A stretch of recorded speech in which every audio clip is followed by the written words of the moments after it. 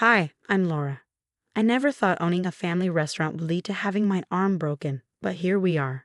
It all started 7 years ago when my older brother James married Karen. At first, I thought things would stay peaceful, but Karen had other plans. Your aunt owns this restaurant, sweeties. You should always get served first. I overheard Karen telling her kids, Tommy and Lisa, during their first visit after the wedding. They're good kids, really just caught up in their mom's drama. The problem started small. Every Sunday, Karen would show up with her family during our busiest hours. Why isn't there food here yet? We've been waiting 15 whole minutes, she'd exclaim, oblivious to the fact that other families have been waiting much longer. Sarah, my best friend and our head server, always tried to smooth things over. The kitchen's backed up today. Everyone's getting their food in order. Well, everyone else's children aren't the owner's niece and nephew, are they? Karen would retort. At first, I kept the peace. James would give me that pleading look, and I'd cave. But last Sunday, everything fell apart. We were packed, celebrating the local team's championship win. Every table was full. The children are hungry now. Karen stormed into the kitchen, dragging Tommy and Lisa behind her. They hovered awkwardly by the door, clearly embarrassed. You're making them wait while serving complete strangers. Karen, please leave the kitchen. It's not safe. Don't tell me what's safe for my children. You think you're better than me because you own this place. You've always looked down on us. I tried to stay calm. Everyone gets served in order. That's how restaurants work. Her face twisted with rage, and before I knew it, she grabbed my arm. You'll serve my children now. Let go. I tried to pull away, but she twisted harder. The crack was deafening. Tommy screamed, and I hit the floor. The next thing I remember, Sarah was calling 911 and James, finally, was yelling at Karen instead of making excuses for her.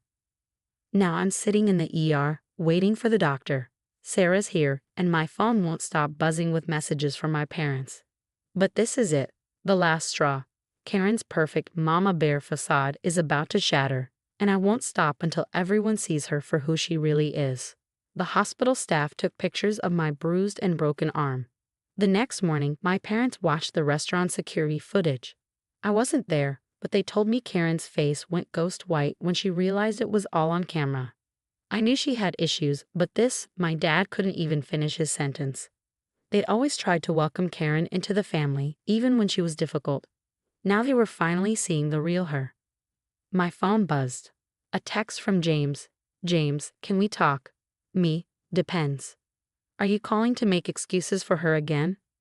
James, no, Tommy won't stop crying. He thinks it's his fault you're hurt. Lisa won't even look at Karen. I sighed, poor kids. Me, tell them their Aunt Laura's okay. This isn't their fault. Word spread quickly in our small town. By Tuesday, regular customers were dropping off get well cards. Mrs. Chen, who's eaten lunch at my place every day for 5 years, brought her famous soup. My daughter showed me the video on Facebook, she said quietly. Wait, what video? I asked, nearly choking on the soup. Turns out Sarah had had enough. She posted the security footage online.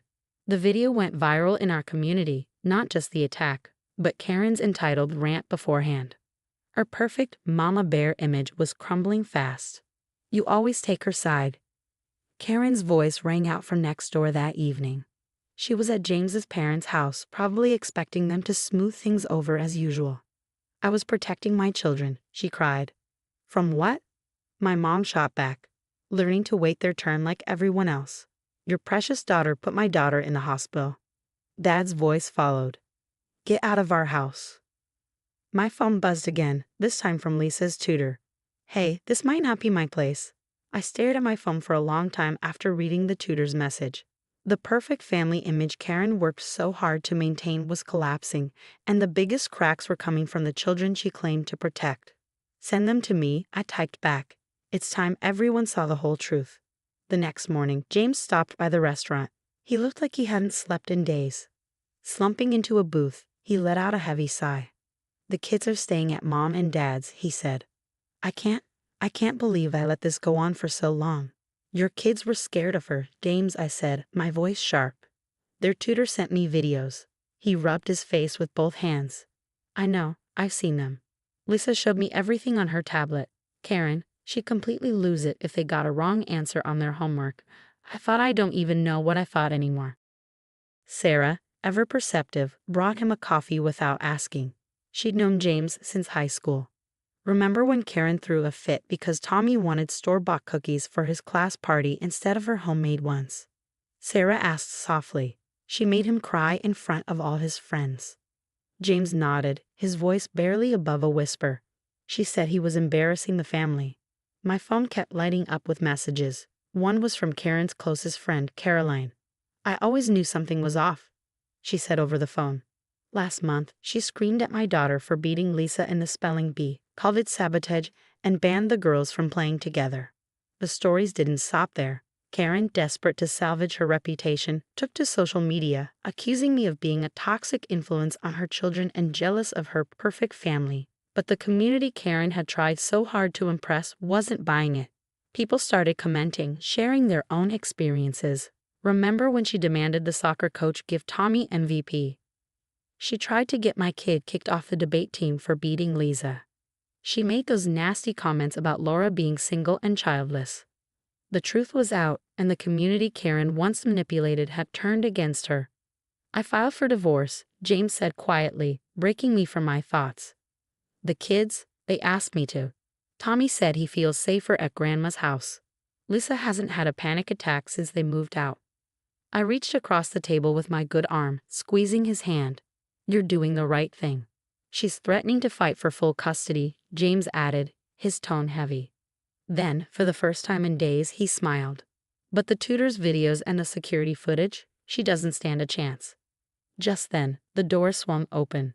Tommy and Lisa burst in, followed by Mom and Aunt Audrey, holding a giant handmade get well card.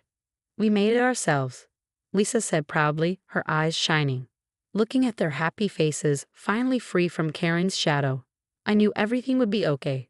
Sometimes family isn't about keeping the peace. It's about breaking free from the people who poison it. The whole ordeal ended faster than anyone expected. Karen took one look at the evidence and crumbled. The judge wasn't impressed by her, but they're my baby's speech, especially after watching the tutor's videos. Joint custody, James told me over breakfast at the restaurant a few weeks later. But she has to take anger management classes and can only have supervised visits, for now. 3 months after what everyone calls the kitchen incident, my arm is healing well. The restaurant is busier than ever. When people learned why I was in the hospital, they started coming in just to show their support. Funny how karma works. Table 7 wants to thank the chef, Sarah called out, grinning. It was Tommy and Lisa, sitting with James and our parents. No more demands for special treatment, just 2 happy kids enjoying their burgers like everyone else.